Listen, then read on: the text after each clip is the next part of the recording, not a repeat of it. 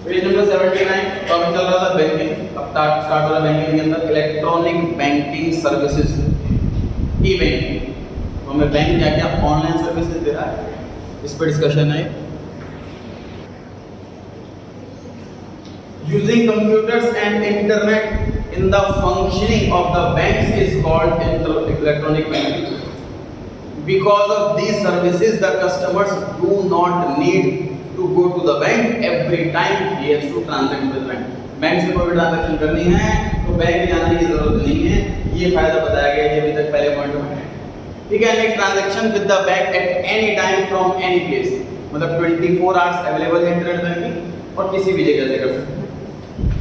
The chief electronic services are, main service कौन सी है? Electronic fund transfer. सबसे बड़ा सा फायदा यही है कि हम ऑनलाइन पैसा ट्रांसफर कर सकते हैं, पेमेंट कर सकते हैं। पहला, under it a bank transfers wages and salaries directly from companies account to the accounts of employees. The other examples of EFTs are online payment of electricity bill, water bill, insurance premium, house tax etcetera. तो sir ये बहुत बड़ी facility है कि हमें bill payment के लिए जाना नहीं पड़ता उस ऑफिस में, ऑनलाइन घर बैठे हम पेमेंट कर सकते हैं।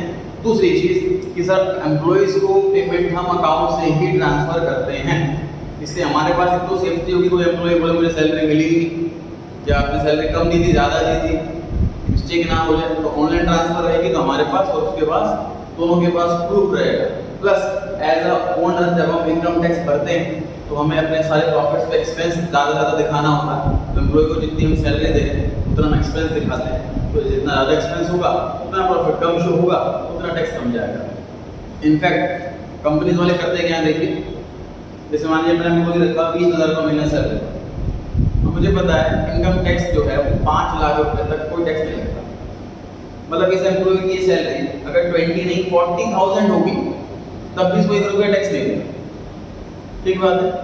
तो मैं जो एम्प्लॉय रखूंगा उसको बोलूंगा कि भाई तेरी सैलरी 20,000 है, लेकिन हर महीने तेरे अकाउंट में मैं सैलरी 40,000 ट्रांसफर करूंगा और तू मुझे 20,000 रुपीज़ कैश वापस कर दे। इस कंडीशन पे जॉब चाहिए तो आ जाओ।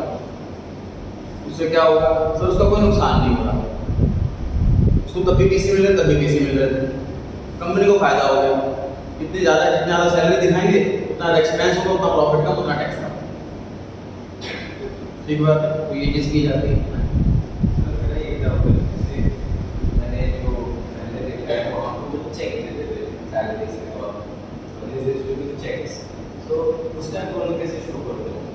तो चेक से तो अकाउंट से पैसे कटेंगे ना, पासबुक आ जाएगा, हो जाएगा। जब हम चेक से पैसे देंगे तो हमारे अकाउंट से पैसे कटेंगे। तो ऑनलाइन बैठ करके हमें तो या तो अपने पासबुक को प्रिंट आउट निकाल सकते हैं स्टेटमेंट का, या फिर अपनी जो हमें पासबुक मिलती है अपने से तो जाकर के उनको प्रिंट करवा सकते हैं, शो हो जाएगा इस अकाउंट में ट्रांसफर हुए हमारे पैसे इस डेट पर।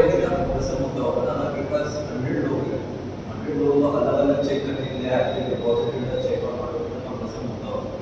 ये चेक तो डिपॉजिट कराएगा, एम्प्लॉय को नहीं कराएगा।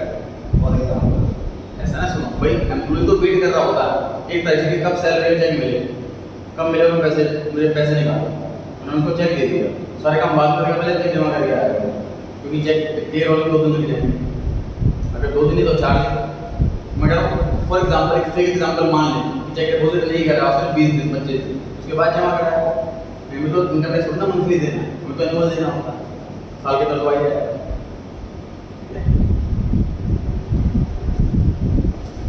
ये चीज़ हम पढ़ेंगे इनकम टैक्स एक्ट के अंदर। कोई भी पेमेंट अगर हम 20,000 रुपये से ऊपर की करते हैं कैश में तो उसको एक्सपेंस ही नहीं मानता इनकम टैक्स वाले। इनकम टैक्स वाले बोलते हैं एक्सपेंस वही नहीं, ऐसा मानेंगे, हम मानेंगे नहीं एक्सपेंस। अकाउंट से पेमेंट करो तो ही मानेंगे एक्सपेंस। 20,000 से अवॉइड। पॉइंट नंबर 2 है जी ऑटोमेटिक टेलर मशीन, जो कि ATM मशीन है। ATM मशीन ने सर ये फैसिलिटी करी कि अब स्टाफ कम रखना पड़ता है, वरना एक एम्प्लॉय कैश में ही लगा रहता है, स्टाफ से गलती हो सकती है कैश में, ये दिक्कत रहती है। प्लस जो बैंक में कई लोग अकाउंट नहीं खोलते थे, क्यों अकाउंट नहीं खोलते थे कि मालूम मुझे जरूरत पड़ गई संडे को पैसों की, बैंक तो संडे को बंद है, मैं क्या करूँ, तुम पैसे बैंक में जमा नहीं कराऊँ। इस चक्कर में भी लोग जमा नहीं कराते थे बैंक में पैसा। ATM मशीन के बाद लोगों को तसल्ली है कि रात के 2 बजे भी जरूरत पड़ जाए मुझे पैसों की तो मैं जाकर के निकाल सकता हूँ। ATM is an automatic machine with the help of which money can be withdrawn और डिपॉजिट। सर एटीएम को अपग्रेड करा गया और अब एटीएम मशीन ऐसी भी आती है इसमें मैं कैश डिपॉजिट भी कर सकता हूँ, बैंक जाने की जरूरत नहीं। By inserting the card and typing your personal identity number, PIN number, this machine operates for all the 24 hours. Third है जी डेबिट कार्ड, चौथा है क्रेडिट कार्ड। बताइए इसको दोनों में डिफरेंस। हाँ जी, डेबिट कार्ड हमारे सेविंग अकाउंट से कनेक्टेड रहता है। जो मेरे अकाउंट में अगर 10,000 रुपीज़ है मैं उसके ऊपर स्पेंड नहीं कर सकता, उसका भी मिनिमम बैलेंस हो सकता है।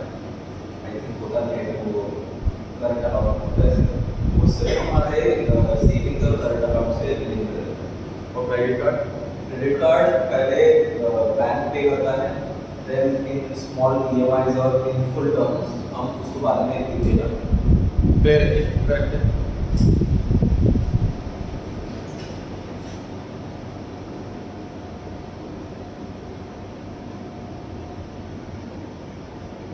तो डेबिट कार्ड कहते हैं वो डेबिट का एटीएम कार्ड होता है, वही कार्ड हम एटीएम मशीन में यूज कर सकते हैं, वही कार्ड हम डेबिट कार्ड की तरह यूज कर सकते हैं। Sir what is debit card? मैं अपने बैंक से ऑनलाइन परचेजिंग करना चाहता हूँ, ऑनलाइन शॉपिंग करना चाहता हूँ, किसी शॉप पर रेस्टोरेंट में पेमेंट करना चाहता हूँ तो उस कार्ड की हेल्प से कर सकता हूँ। जितना अकाउंट बैलेंस मेरे में है उतने तक मैं ट्रांजेक्शन कर सकता हूँ। अगर 40,000 मेरे अकाउंट में है तो 40,000 तक मैं स्पेंड कर सकता हूँ, ऑनलाइन ऑफलाइन सब कुछ मिला करके total. This is debit card.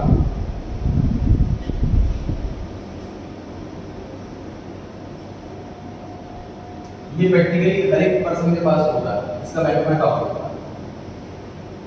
Credit card इसका बिल्कुल अपोजिट है। क्रेडिट कार्ड सर उधार वाला कार्ड है, क्रेडिट मतलब उधार। बैंक क्या फैसिलिटी देता है, ये प्रैक्टिकली हो क्या गया।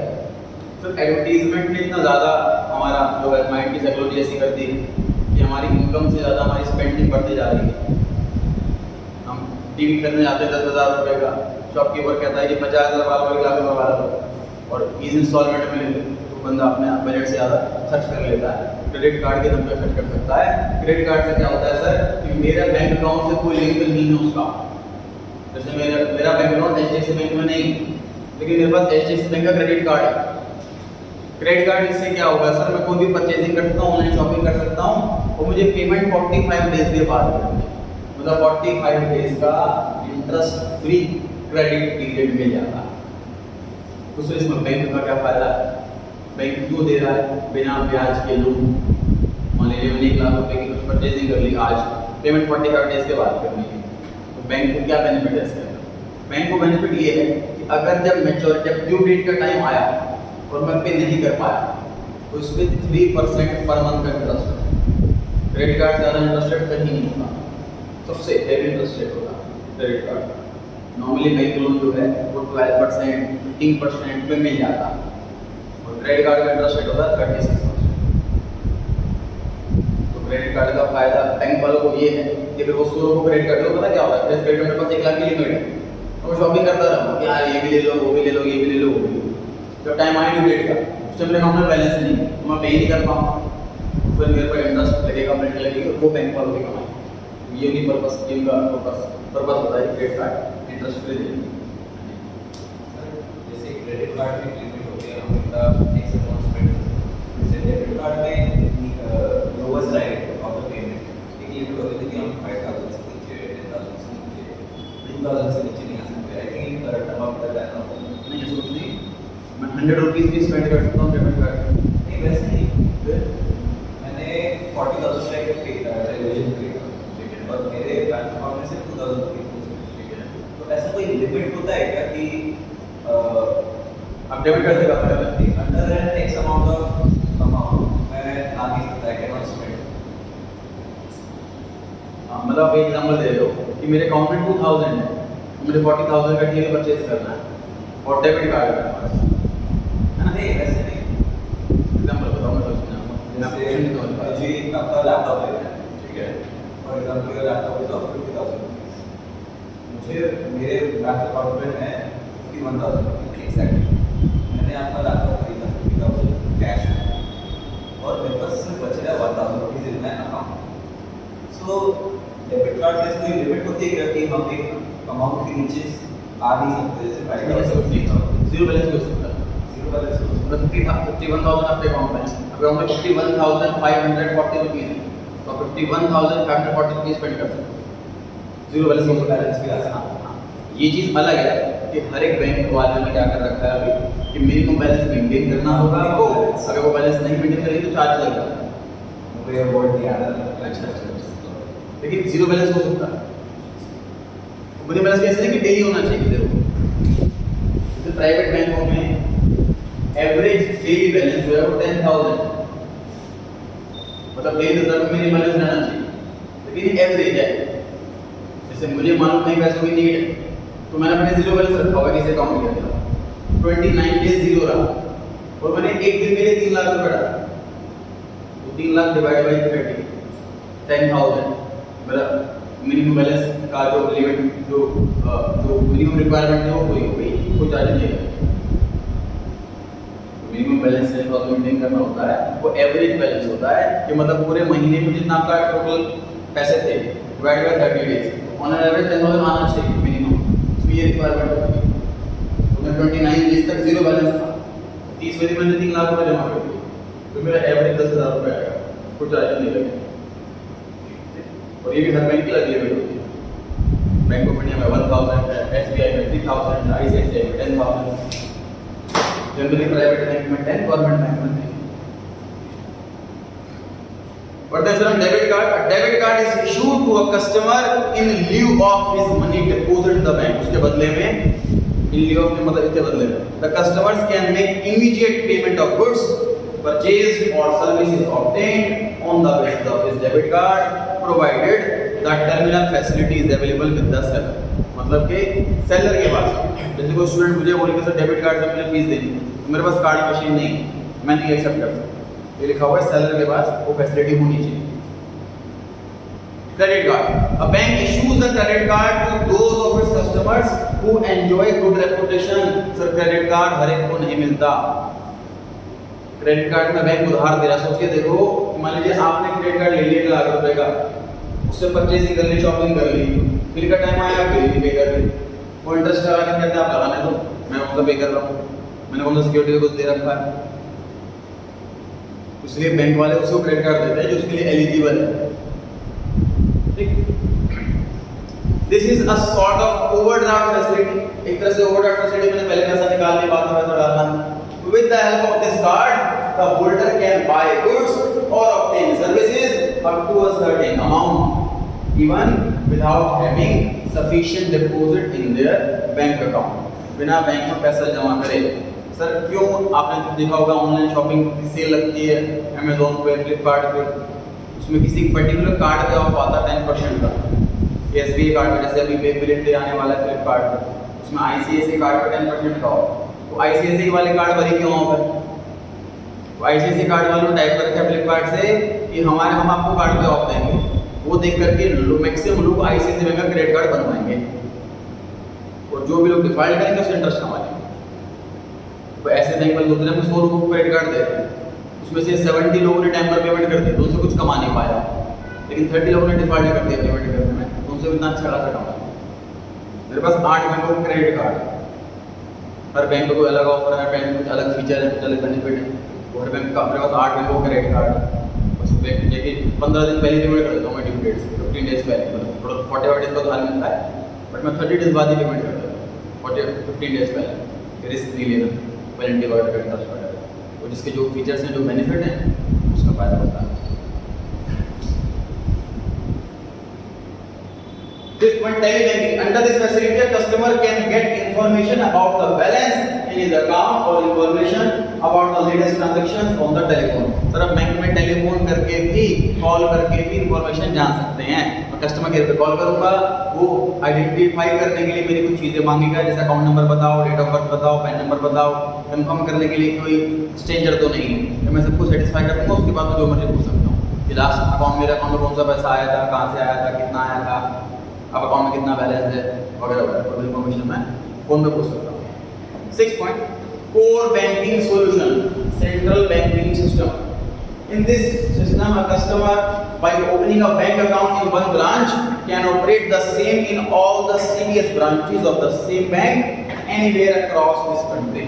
It is immaterial with which branch of the bank the customer deals with or is a CBS branch customer. क्या मतलब है सर? सर बैंक में बढ़िया फैसिलिटी कर दी। पहले क्या होता था कि मैंने अपने घर के पास वाले बैंक में अकाउंट खुलवा लिया, अब मेरा घर शिफ्ट हो गया तो मैं बैंक में यहाँ पे क्लोज कराऊंगा, दूसरा वहाँ ओपन करवाऊंगा। तो बैंक वाले चाहते हैं कि लोग ऐसे बंद ना करवाएं अकाउंट। तो बैंक कह रहे हैं कि हम सारे ब्रांचेस को इंटीग्रेट कर रहे हैं, सिंगल सिस्टम में कर रहे हैं, इसको जोड़ रहे हैं, कंबाइंड कर रहे हैं। तो अब बैंक ब्रांच का सिस्टम रहा ही नहीं। जैसे मेरा अकाउंट ICICI बैंक के लोन वाले ब्रांच में, तो मैं कृष्णा वाली ब्रांच में चला जाऊंगा तो भी मुझे सेम ट्रीटमेंट मिलेगी। पैसा विड्रॉ करना हो, पैसा डिपॉजिट करना हो और कोई मुझे काम करना हो, हर एक फैसिलिटी बराबर ही मिलेगी। हर ब्रांच बिल्कुल इक्वल है। कंप्यूटर सब ब्रांडेड होता है। मैं जब मेरे अकाउंट में मैंने पैसे जमा करे आज अपने अकाउंट में 50,000 तो वो मेरे अकाउंट में ऐड हो गए। अगर किसी ब्रांच में जाऊंगा उसी टाइम तो वहाँ पे अब एडेड मिलेगा, अपडेट मिलेगा। किसी ब्रांच से पैसे निकालने तो घट जाएगा वो, तो हर एक ब्रांच में ऑनलाइन वो घटा हुआ दिखेगा। तो हर जगह तुरंत अपडेट हो जाएगा, इंस्टेंट अपडेट हो जाएगा। जैसे हमने अभी कर रखी है बैंक अकाउंट पर ब्रांच ऑफ इंडिया। मेरा जो होम ब्रांच है that is still of moving, so we are not going to close that क्योंकि होम ब्रांच को और इधर ये भी नहीं है कि Indian Bank doesn't have that facility of online thing. सो उस टाइम पे how can this be defined? कोई ब्रांच अगर वो पर्टिकुलर ब्रांच की फैसिलिटी नहीं दे रहा तो हमें उसी में, जैसे मैं बताता हूँ, मेरा येस बैंक में अकाउंट था, करोड़ बाग वाली मेरी होम ब्रांच थी करोड़ बाग, लेकिन मेरे जो नियर बाई में पड़ता था वो पड़ता था कृष्णा नगर। मुझे अकाउंट क्लोज करना तो मैं कृष्णा नगर गया, मैंने वहाँ डॉक्यूमेंट सबमिट करा, अकाउंट क्लोज करना, अकाउंट क्लोज हो गया।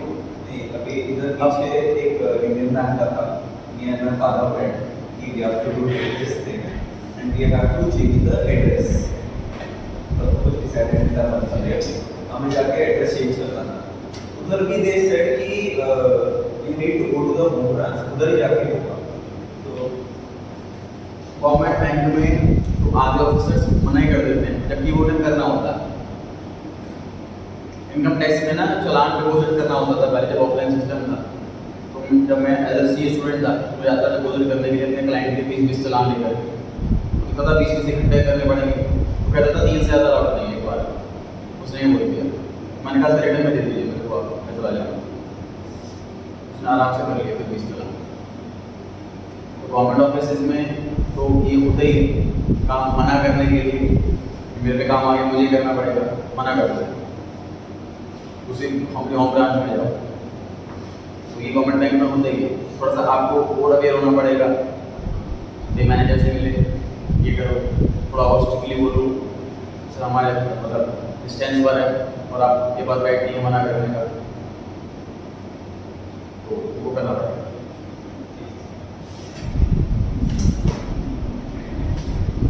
सेवन पॉइंट पर आ गया sir, national electronic fund transfer NEFT।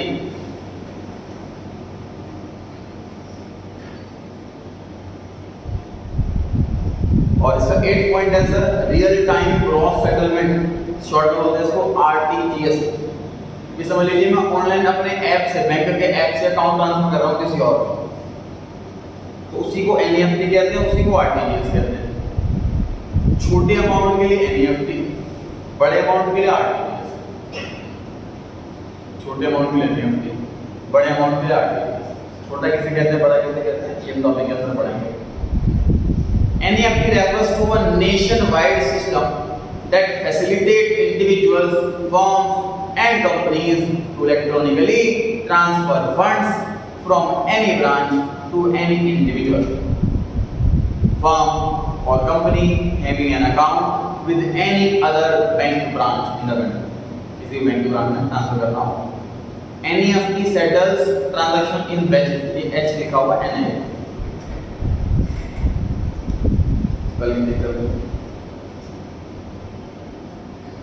NEFT settles transactions in batches.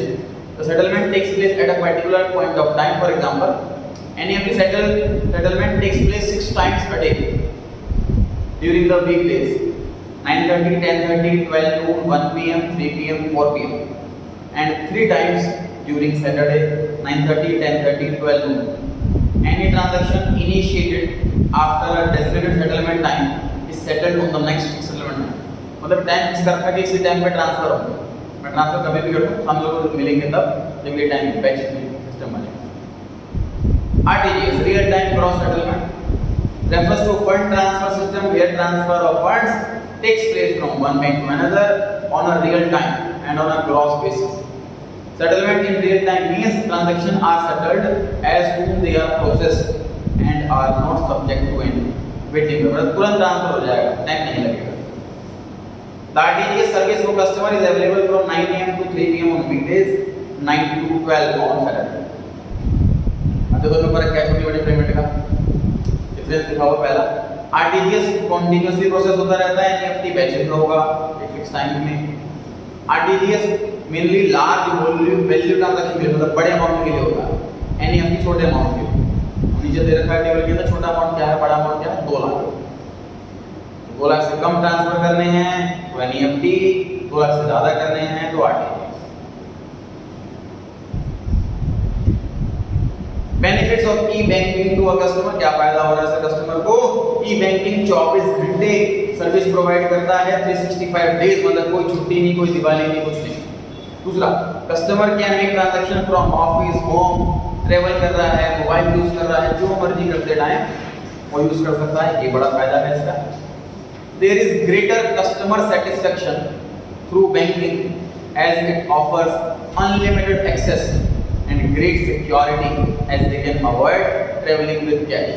मतलब पहले से ये होता था कि लोग पैसे कहीं जाना है पेमेंट करनी है तो अपने पॉकेट में कैश लेके जाते थे, चोरी होने का डर था, जान का रिस्क था। अब ऑनलाइन पेमेंट की वजह से भी पैसे लेके जाने की तो रिस्क फ्री चल रहे हैं, साथ में कैश लेके नहीं घूमना पड़ता, ये बड़ा फायदा होगा। Benefits of e banking to the bank, ये तो सर कस्टमर को क्या फायदा हुआ, अब देख रहे हैं बैंक को क्या फायदा हुआ। Lower the transaction cost, sir लोग पैसे लेने के लिए तो बैंक में आएंगे, लाइन लगेगी, एम्प्लॉय लगेगा, पेपर वगैरह लगेगी, कोई ना कोई स्लिप वगैरह बनेगी, ये सारा खर्चा बचेगा। Load on branches can be reduced by establishing centralised database, branches कम से कम रखनी पड़ेंगी जब काम ही नहीं रहेगा ब्रांच का।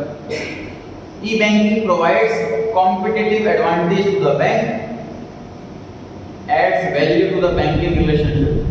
competitive advantage का मतलब जैसे कोई बैंक, जैसे एग्जांपल में बताया सर इंडियन बैंक वाला फैसिलिटी नहीं दे रहा है, बाकी बैंक दे रहे हैं, तो बाकी बैंक को कंपटीशन में एडवांटेज मिलेगा, जो बाकी लोग उस बैंक में अकाउंट खोलेंगे उसमें नहीं खोलेंगे, तो कंपटीटिव एडवांटेज मिलता है बैंक को।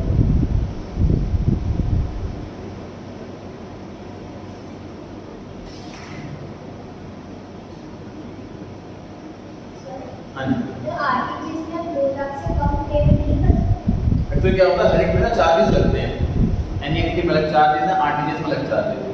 तो जिस टाइम हमें कोई अपडेट होते रहते हैं तो हमें क्या करना होता है, इस टाइम मैं भी जब पेमेंट करनी होती है किसी को तो उस टाइम चेक करता हूँ कि उस टाइम अपडेट बैलेंस क्या है, RTGS में कितना चार्जेस हैं और NEFT में कितने चार्जेस हैं, कितने अमाउंट का, एक पर्टिकुलर अमाउंट का फ्री भी होता है, तो ये बैलेंस चेक करने के बाद फिर ट्रांसफर करते हैं, इसमें लीस्ट कॉस्ट लगेगी। तो जैसे NEFT में 12 o'clock का एक स्लॉट है,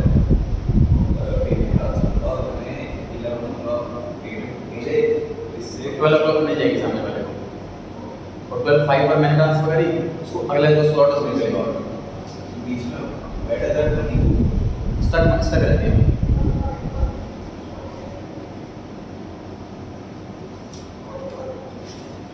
रीड कर लीजिए फटाफट से, इतना बड़ा नहीं दे स्टार्ट करो।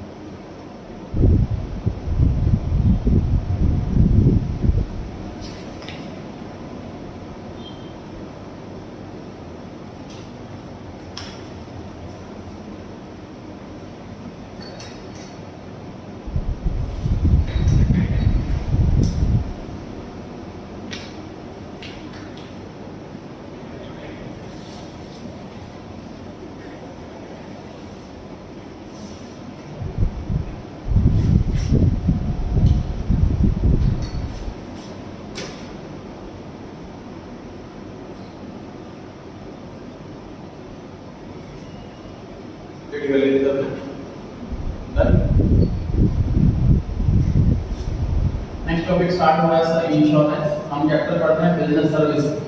तो इंश्योरेंस की सर्विस मिलती है बिजनेसमैन को, उसमें क्या क्या टर्म्स होती हैं, कितने टाइप के इंश्योरेंस होते हैं, इसमें बात कर रहे हैं।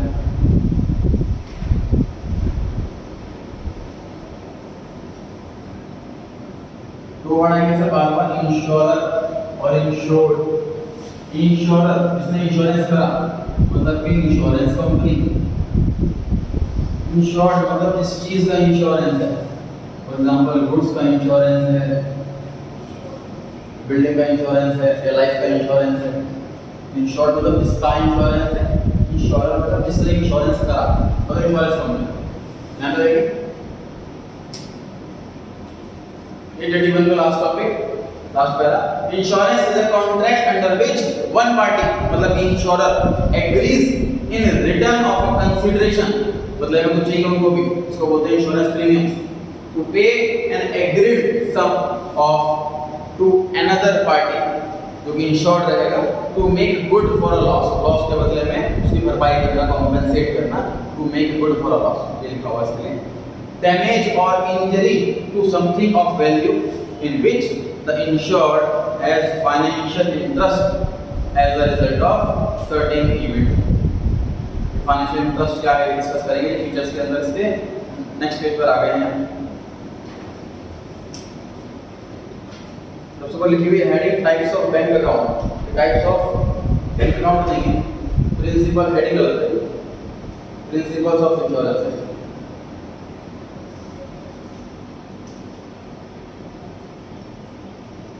प्रिंसिपल्स ऑफ इंश्योरेंस की हेडिंग आएगी।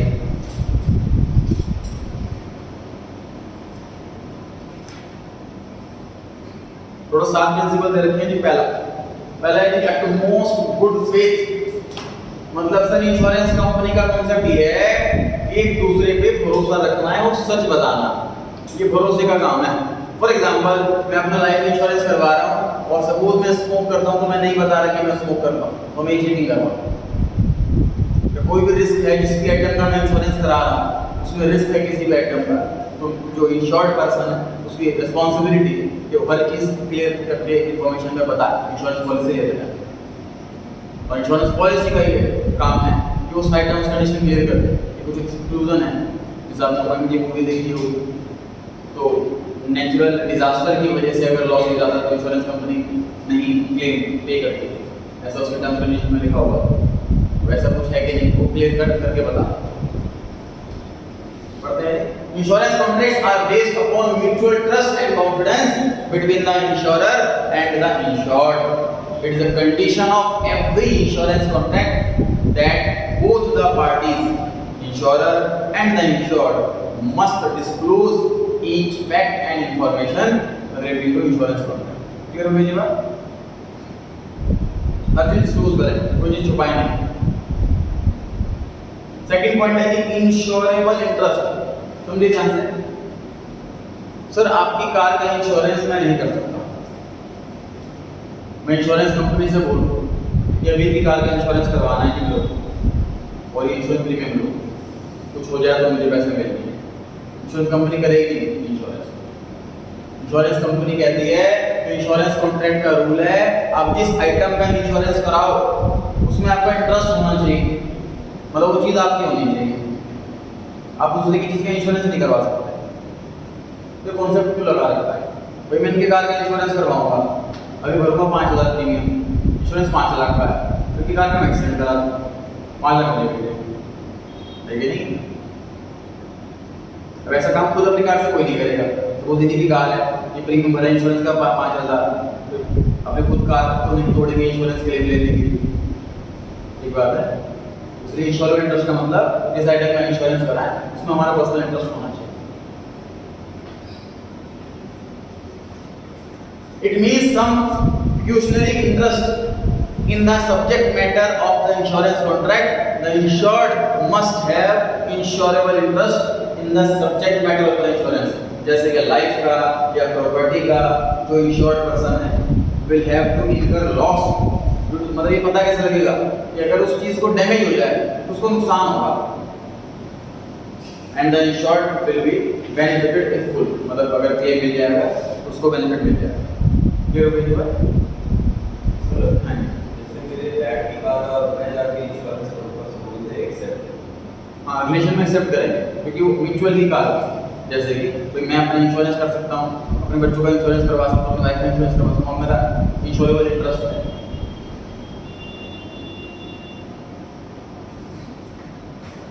इंडेमनिटी, इंडेमनिटी का मतलब है सर नुकसान की भरपाई। आप ये सभी का मीनिंग चाहे तो हिंदी में लिख सकते हैं ताकि आपको रिवीजन के टाइम पूरा पैराग्राफ ना पढ़ना पड़े, एक सेंटेंस पढ़ते समझ में आ जाएगा। जैसे अटमोस्ट फ्रूट फेज में क्या था, कुछ छुपाना नहीं। सेकंड में क्या था, अपनी आइटम का ही इंश्योरेंस कराना है, दूसरे के आइटम का नहीं। तीसरे में क्या है, सिर्फ नुकसान की ही भरपाई मिलेगी, कुछ प्रॉफिट नहीं मिलेगा। No profit only compensation for loss. Third point का मतलब ये हो गया, no profit only compensation for loss. मतलब सर इंश्योरेंस प्रॉफिट के लिए नहीं किया जाता है, कौन ये बता रहा कि अगर आपके गुड्स 80,000 के जले हैं तो आपको 80,000 का ही क्लेम मिलेगा। ये नहीं वो सर मेरे तो इंश्योरेंस 1 लाख का, मुझे 1 लाख का क्लेम मिलना चाहिए, आपको लॉस 80 का हुआ तो 80 का ही क्लेम मिलेगा।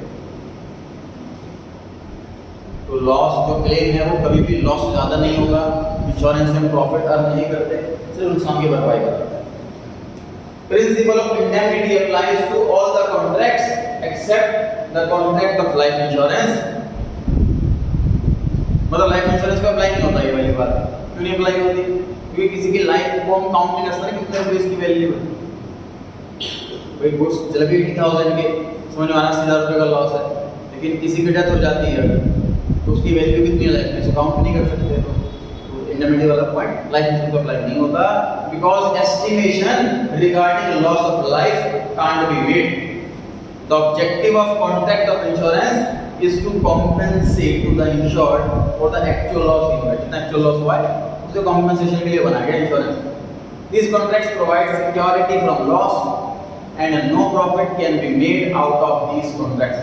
कोई प्रॉफिट नहीं हो सकता इनसे, सिर्फ लॉस की भरपाई ही हो सकती है, लॉस की सिक्योरिटी हो सकती है। Fourth point, proximate cause. ये क्या मतलब है? देखो जिस वजह से मैंने पॉलिसी कराई है उसी वजह से लॉस होना चाहिए। जैसे मैंने फायर इंश्योरेंस करवाया तो आग लगेगी तो उसमें तभी पैसा मिलेगा, कुछ चोरी लेंगे तो नहीं मिलेगा। ठीक है, तो जो कॉज मेंशन है पॉलिसी पेपर्स के अंदर वही रीजन होना चाहिए लॉस। ये मतलब proximate loss. The insurance company will compensate for the loss incurred by the insured due to reasons mentioned in the insurance policy. If loss are incurred due to reason not mentioned in the policy, then principle of proximate cause or the nearest cause is followed। तो फिर ये वाला concept लगेगा तो पैसा नहीं मिलेगा। जैसे अगर आप लाइफ इंश्योरेंस कराते हैं अपना तो उसमें 1 साल तक सुसाइड कवर नहीं होता, 1 साल के बाद सुसाइड भी कवर होता। मतलब किसी ने 10 करोड़ रुपए का अपना इंश्योरेंस करवा लिया, प्रीमियम भरा 2 साल, उसके बाद सुसाइड कर लिया, 10 करोड़ रुपए मिल जाएंगे उसकी फैमिली। 1 साल तक कवर नहीं, तो 1 साल तक अगर डेथ होगी सुसाइड की वजह से, ये वाला पॉइंट लग गया और पैसा नहीं मिलेगा।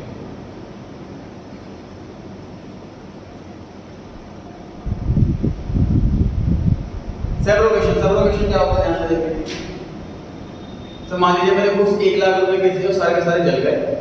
इंश्योरेंस कंपनी मैंने बोला 1 लाख का इंश्योरेंस, 1 लाख रुपए दो, 1 लाख मैंने इंश्योरेंस कंपनी से ले ली। अब उन जले हुए गुड्स को मैंने एज अ स्क्रैप बेच दिया 15,000, मैं तो कमा ली 15,000। इंश्योरेंस कंपनी ऐसे नहीं चलेगा।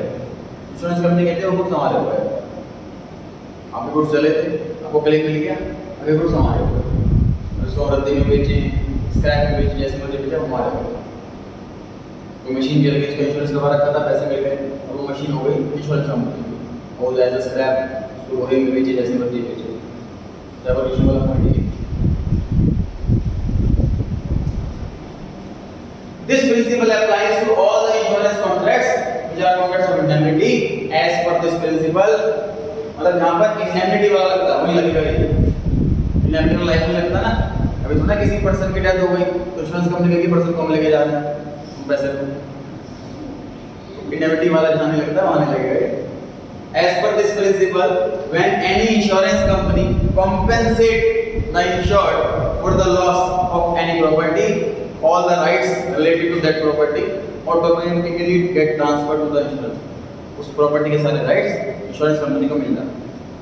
जो आगे स्टार्ट है वन इंश्योरेंस कंपनी, ये वाला यहाँ से लेके लास्ट तक ये 6 पॉइंट का है पैरा, गलती से यहाँ पे प्रिंट हो गया तो लिखा है वन इंश्योरेंस कंपनी वाला, ये यहाँ से लेके लास्ट एक्चुअल लॉस जो पूरा पैरा है ये 6 पॉइंट का है। समझ रहे हैं क्या करेक्शन करनी है? जो लास्ट पैरा है उसकी 5th last line one insurance company insurance policy, यहाँ से लेके जो लास्ट लाइन एक्चुअल लॉस, ये वाली 5 लाइनें 6 पॉइंट की है, गलती से यहाँ प्रिंट हो गई है। ठीक, 6 पॉइंट क्या है? 6 पॉइंट है कंट्रीब्यूशन। तो जो इसके अंदर लिखा है वो क्या है, उसको काट दो। जो 6 पॉइंट के अंदर लिखा है उसको काट दो। और 7 पॉइंट वाला दोबारा रिपीट हो गया। तो 6 पॉइंट कंट्रीब्यूशन के अंदर एक्सप्लेनेशन है, उसको कट कर दीजिए। और 6 पॉइंट की एक्सप्लेनेशन 5th पॉइंट में चली गई है, पिछली 5 लाइनें। देखिए क्या कॉन्सेप्ट है कंट्रीब्यूशन का।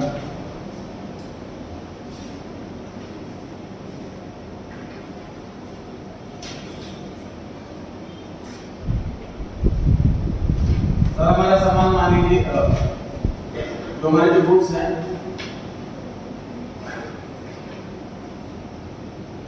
उनकी वैल्यू 20 करोड़। मैं गोदाम में गुड्स रखे उनकी वैल्यू 20 करोड़। हम इंश्योरेंस कंपनी के पास जाते हैं जी इंश्योरेंस करवाना है, प्रीमियम बताओ कितना भरना है। इंश्योरेंस 20 करोड़ के गुड्स है हमारे, 20 करोड़ का इंश्योरेंस है। तो इंश्योरेंस कंपनी के पास मना कर देती है, कितना बड़ा रिस्क हम नहीं ले सकते। गुड्स चल गए तो 20 करोड़ रुपए कहाँ से लाएंगे, बहुत बड़ा लॉस हो जाएगा, इतना बड़ा मना कर देते हैं इंश्योरेंस कंपनी का। ऐसे में क्या करते हैं हम, उससे नहीं कितना करोगे इंश्योरेंस ये बताओ, वो कि मेरी 5 करोड़ रुपये कर सकते हैं इंश्योरेंस आपका। वो प्रीमियम लेंगे 1% फॉर एग्जाम्पल, 5 लाख मैंने उसको दे दी, अब 5 करोड़ तक का रिस्क वो इंश्योरेंस कंपनी बियर करेगी। अब मैं सेम किसी और इंश्योरेंस कंपनी के पास चला जाता, मेरे इंश्योरेंस करवाना है 20 करोड़ का, 5 करोड़ का मैंने वहाँ करवा लिया, अब 15 करोड़ का कर दो, फिर 10 करोड़ कर सकते हैं, 10 करोड़ कर दो आप, फिर मैंने 5 करोड़ का करवा लिया, मतलब मैंने 20 करोड़ इंश्योरेंस करवा लिया, 5 करोड़ 10 करोड़ और 5 करोड़ इस तरीके से। तो जब गुड्स जलेंगे तो सभी से मैं पैसा उतना नहीं लूँगा, मान लीजिए गुड्स आधे जले, 10 करोड़ की जगह 5 करोड़ रुपए के जले, तो पैसे में इंश्योरेंस का भी आधा सभी कंट्रीब्यूट करेंगे, मतलब किसी कंपनी से पैसे नहीं मांगूंगा पूरे के पूरे, सभी आधा आधा पैसा देगा, ये मतलब है इसका कंट्रीब्यूशन। रीड कर लीजिए एक बार पेज 82 पर। One insurance policy for the same risk, then all insurer मतलब all insurance company will contribute the amount of loss in proportion of the amount assured by each of them and compensate him for the actual loss, because he has no right to recover more than the full amount of actual loss. Loss का recover कर नहीं सकता और loss को उसी ratio में बांटेंगे जिस रेशो में प्रॉफिट।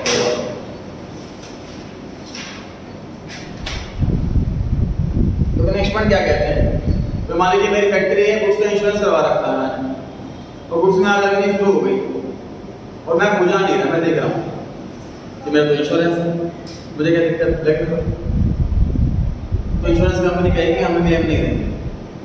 तो उसे कैसे पता इंश्योरेंस कंपनी को कि मैं बैठे देख रहा हूँ, उससे पता लग रहा है कि भाई फायर एक्सटिंग्विशर होता है वो यूज क्यों नहीं करा।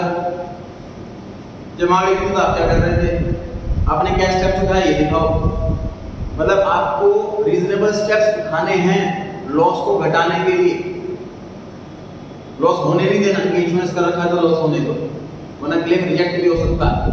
ये भी बताया जा रहा है इसका, रीड करें।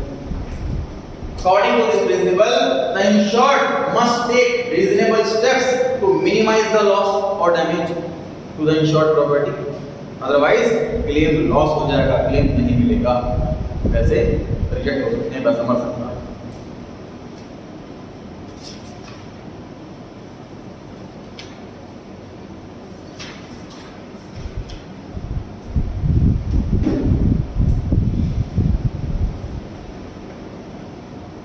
रीड कर लीजिए यहाँ तक एक बार। इंश्योरेंस वाले टॉपिक से 81 पेज से।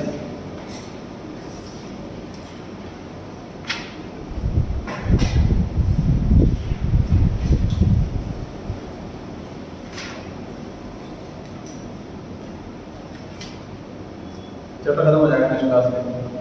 क्वेश्चन जितने भी हो करके लाएंगे, जिससे जो टॉपिक करवा दिया इस टॉपिक से